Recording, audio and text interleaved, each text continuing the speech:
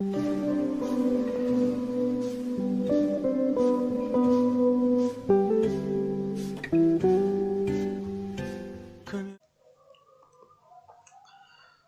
Everyone, तो आज हम देखने वाले हैं sample paper 4 of the biology session 2022 and the 23 के कुछ क्वेश्चंस।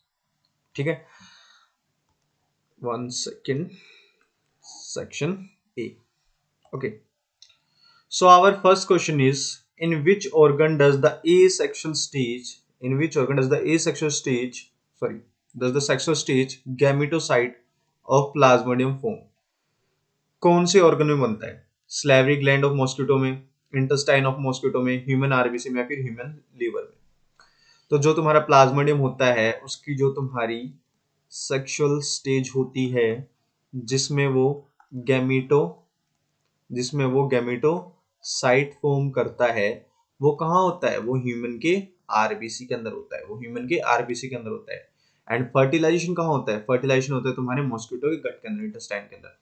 तो इसका आंसर क्या आ जाएगा? फर्स्ट क्वेश्चन का आंसर आ जाएगा अपना बी ऑप्शन, कि कहां बनता है वो? ह्यूमन के आरबीसी के अंदर बनता है। Now coming to the second question, match column 1 with column 2 and select the correct option from the code given below. पहला है अपना म्यूटेशन। ऑप्शन देख ले, change in the allelic frequency in a population due to chance alone, difference in survival and reproduction among variant individual, immigration change allelic frequency, random and directionless. सबको पता है mutation कैसे होता है, डार्विन ने कहा था रैंडम्स होते हैं एंड द डायरेक्शनलेस होते हैं। जीन फ्लो किसकी वजह से होता है तुम्हारा? या तो इमिग्रेशन की वजह से या फिर इमाइग्रेशन की वजह से।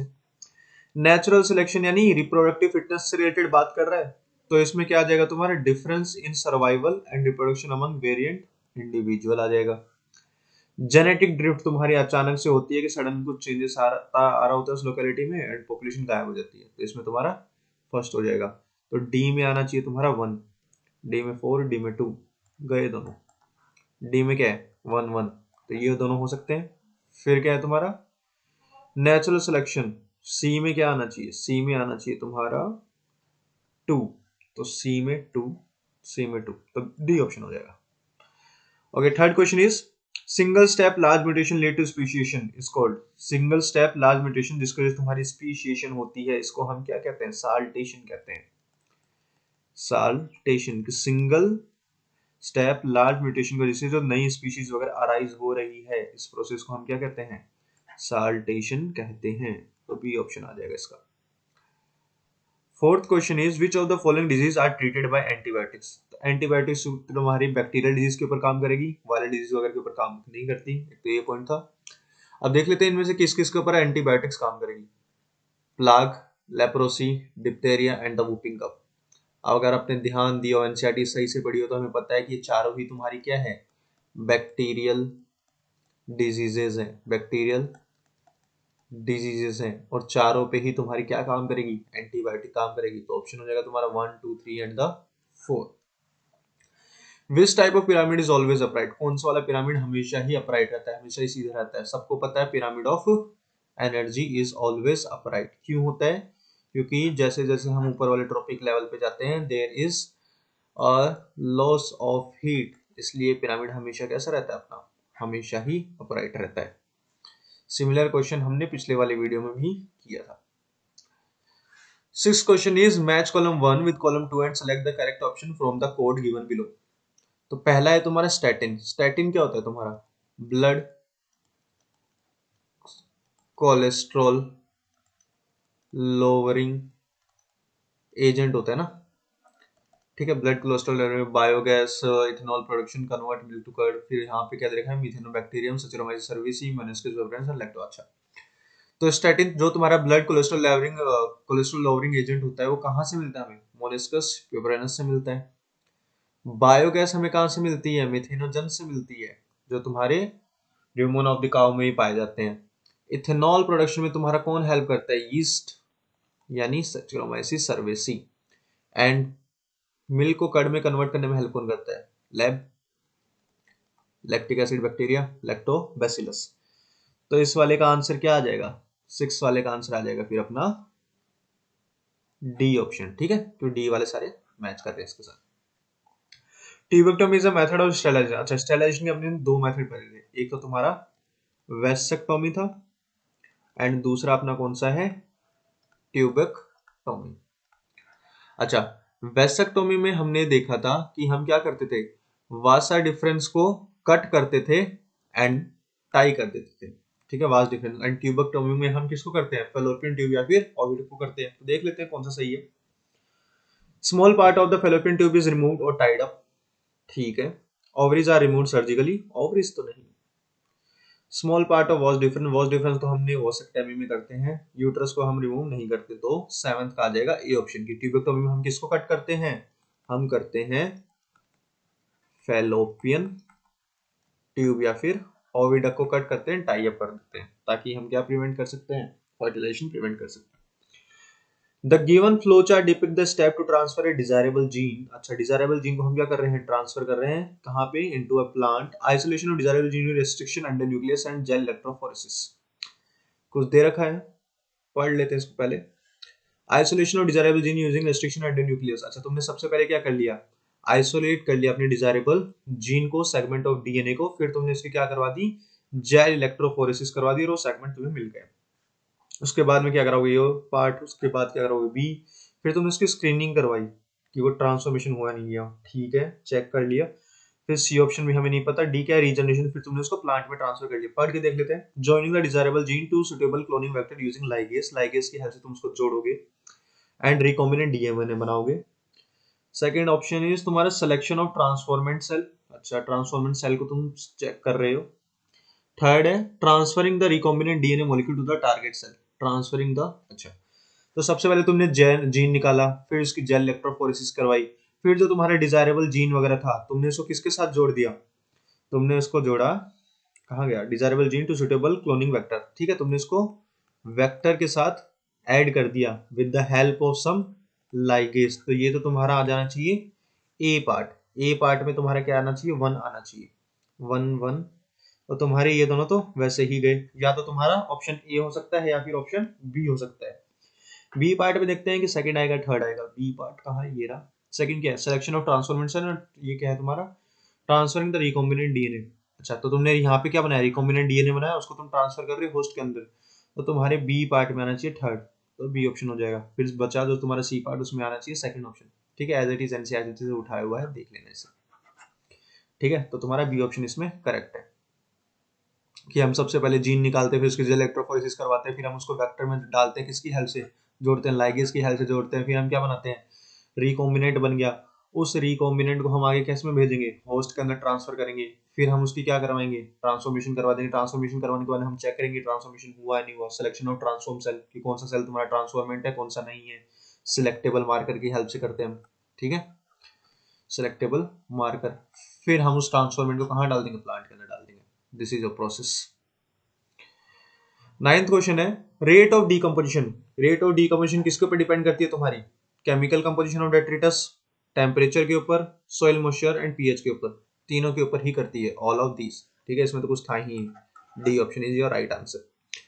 If a recombinant DNA bearing gene. अच्छा, अगर तुम्हारा कोई रिकॉम्बिनेंट डीएनए है, उसके ऊपर क्या है, कोई जीन है, उसके ऊपर कोई जीन है जो तुम्हारा रेजिस्टेंस है किसके खिलाफ, एम्फिसलिन के खिलाफ, एम्फिसलिन, और उसको तुमने कहाँ भेज दिया, उसको तुमने भेज दिया ई कोलाई में भेज दिया, ठीक है। The host cell become transformed, तो तुम्हारा जो होस्ट सेल है यानी तो तुम्हारी ई कोलाई है वो क्या हो जाएगी, ट्रांसफॉर्मेंट हो जाएगी, किसके खिलाफ, एम्फिसलिन के खिलाफ। और ऐसे बैक्टीरिया को यानी ई कोलाई को अगर तुम अगार अगार प्लेट पे उगाओ, ठीक है, तो सिर्फ ट्रांसफॉर्मेंट ही ग्रो करेंगे, नॉन ट्रांसफॉर्मेंट तुम्हारे मर जाएंगे।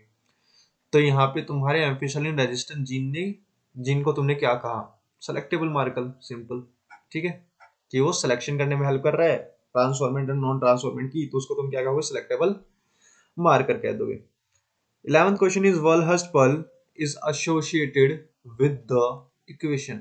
कौन सी इक्वेशन के साथ वो एसोसिएट करता है तुम्हारा वर्लहर्स्ट पर्ल, मतलब वर्लहर्स्ट पर्ल ने अपना लॉजिस्टिक ग्रोथ कर्व दिया था, जब तुम्हारी रिसोर्सेज लिमिटेड होती है कैसा आता है वो, सिग्मोइड आता है। उसका इक्वेशन क्या है, dn upon dt is to R N K minus N upon K. अच्छा, dn upon dt R K minus N नीचे के आता है, tn तो होता ही नहीं है, तो दोनों गलत है, तो तुम्हारा ए ऑप्शन सही है। 12th question is which of the following factor has a negative effect on population growth rate. Population growth rate के ऊपर किसका नेगेटिव इफेक्ट है? अच्छा, पॉपुलेशन ग्रोथ कब होगी, इमाइग्रेशन होगा तो पॉपुलेशन तो तुम्हारी कम होगी, ये तो ठीक है। नेटिलिटी यानी बर्थ होगी तो पॉपुलेशन तुम्हारी बढ़ेगी, इमिग्रेशन लोग आएंगे तो पॉपुलेशन तुम्हारी बढ़ेगी। एंड यहाँ पूछ रखा था नेगेटिव इफेक्ट यानी कम कब होगी, तो जब तुम्हारा इमाइग्रेशन हो रहा है तो तुम्हारी पॉपुलेशन क्या हो रही है, कम हो रही है। Very simple. 13th क्वेश्चन अपना, tropical region have got a long evolutionary time for species. अच्छा, ट्रॉपिकल रीजन में तुम्हें ज्यादा स्पीशीज डाइवर्सिटी देखने को मिलती है as compare to the temperate region. पहला स्टेटमेंट सही है कि हमें ट्रॉपिकल में ज्यादा मिलती है स्पीशीज डाइवर्सिटी देखने को। रीजन दे रखा है temperate region has undergone frequent, क्योंकि टेम्परेट रीजन में फ्रीक्वेंट ग्लेशिएशंस होते रहते हैं। वेरस ट्रॉपिकल रीजन जो तुम्हारे होते हैं रिलेटिवली अनडिस्टर्ब फॉर मिलियंस, वो क्या है, अनडिस्टर्ब है काफी टाइम से।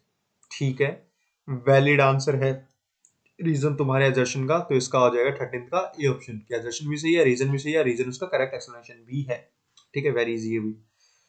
14th क्वेश्चन है, myometrium is an important component of uterus. अच्छा, यूट्रस की 3 लेयर होती है, एंडोमेट्रियम, मायोमेट्रियम एंड एक्टोमेट्रस। ठीक है, सॉरी पेरीमेट्रस। तो तुम्हारी myometrium is an important component. अच्छा, यूट्रस की क्या इंपॉर्टेंट कंपोनेंट होती है तुम्हारी मायोमेट्रियम? बिल्कुल होती है। ठीक है, यूट्रस का ही तो पार्ट है, मिडल लेयर होती है, middle layer of smooth muscle, middle layer of smooth muscles. ठीक है, कोई दिक्कत नहीं है, ये वाली बात तो सही है। Myometrium produce strong contraction during parturition, parturition के टाइम पे मायोमेट्रियम स्ट्रॉन्ग कॉन्ट्रैक्शन प्रोड्यूस करती है। ये वाली बात भी तुम्हारी सही ही है। ठीक है, कि जो तुम्हारी मायोमेट्रियम इंपॉर्टेंट कंपोनेंट है, इंपॉर्टेंट कंपोनेंट क्यों है, क्योंकि वो कॉन्ट्रैक्शन प्रोवाइड करती है पार्चुएशन के टाइम पे। कॉन्ट्रैक्शन किसका होता है, ऑक्सीटोसिन की हेल्प से होता है, ऑक्सीटोसिन। और ऑक्सीटोसिन कहाँ लगता है, स्मूथ मसल के ऊपर ही एक्ट करता है, और स्मूथ मसल कौन सी है तुम्हारी, मिडल वाली लेयर यानी मायोमेट्रियम। तो तुम्हारा एजर्शन भी सही है और रीजन भी सही है। 15th है तुम्हारा, water constituted a major mode of pollination in. अच्छा, वाटर तो मेजर मोड ऑफ पॉलिनेशन नहीं होता, कौन होता है, एयर वाला होता है ना। In most of the, air वाला भी होता है क्या, सॉरी इसमें मुझे भी कंफ्यूजन छोड़ो अभी। ठीक है, वाटर तो नहीं है, कंफर्म है। Pollination in most of the aquatic angiosperm plants, तो वाटर तो नहीं है, क्योंकि वाटर तो ये साफ साफ दे रहा है कि सिर्फ 30 जिनेरा तक ही लिमिटेड है। 30 जिनेरा तक ही तुम्हारा क्या है, लिमिटेड है वाटर के थ्रू पॉलिनेशन। तो वेलिस्नेयर जूस्टेरा एग्जांपल ऑफ वाटर पॉलिनेटेड। हाँ, वेलिस्नेयर जूस्टेरा में वाटर पॉलिनेशन तो होता है, लेकिन तुम्हारा अजर्शन गलत है। तो 15th का आंसर आ जाएगा A is false but R is true, तो डी ऑप्शन आ जाएगा। Last and final question is our 6th question, देख लेते हैं। Given below is the monohybrid cross, एक मोनोहाइब्रिड क्रॉस दे रखा है। It depict the cross between the red flower and white flower in the antirrhinum species, यानी snapdragon की बात कर रहा है। किसकी बात कर रहा है ये कर रहा है अपने स्नैप ड्रैगन भाई साहब की बात। Study the monohybrid cross and comment upon the appropriateness of the assertion and reason. देखने हैं तुम्हें कि सही है गलत है। ये आर आर रेड है, ठीक है, स्मॉल आर व्हाइट है, इनका हुआ कैपिटल आर स्मॉल आर, सारे कैसे आए तुम्हारे पिंक कलर का है। ठीक है, ये तुम्हारे इसका एग्जांपल है ना, इन कंप्लीट डोमिनेंस का स्नैपड्रैगन, स्नैपड्रैगन तुम्हारे इनकम्प्लीट डोमिनेंस का एग्जांपल होता है। एबीओ तुम्हारे किसका होता है, एबीओ को डोमिनेंस का होता है। एबीओ तुम्हारे उसका भी होता है, मल्टीपल एलिलिज्म का। असर्शन देख लेते हैं, it show that incomplete dominance, हाँ इनकम्प्लीट डोमिनेंस दिखा रहा है, स्नैपड्रैगन वाला एग्जांपल है। The F2 generation of antirrhinum show the different phenotype, phenotype अच्छा, एंड द जीनोटाइप। क्या डिफरेंट फिनोटाइप एंड जीनोटाइप होते हैं? नहीं होते, नहीं होते, नहीं होते, क्योंकि जीनोटाइप भी तुम्हारा 1:2:1 आता है एंड फिनोटाइप भी तुम्हारा 1:2:1 आता है।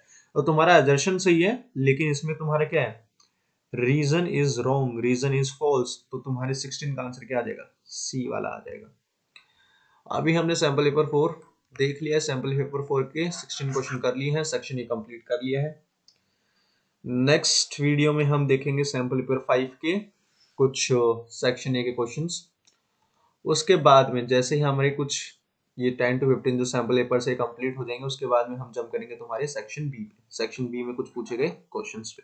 ठीक है, सबसे पहले हम सेक्शन ए सल्टा लेते हैं सभी भी सारे ही सैम्पलेबल पर। ठीक है, देखते रहिए बडिंग वेडिकोस। कुछ भी डाउट आए तो कमेंट में आप पूछ सकते हैं। 맞추려 할 때마다 넌 빠르게 걷는 걸 느껴 Oh my mind 말도 못한 채